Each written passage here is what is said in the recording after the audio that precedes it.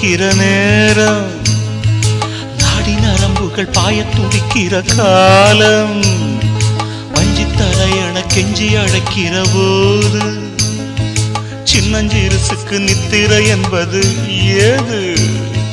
நூலாட மெல்ல வெளியேறட்டும், பூமே நீ இன்ப கதை பேசட்டும். சூடாக ஆக்கி வச்ச சாப்பாடு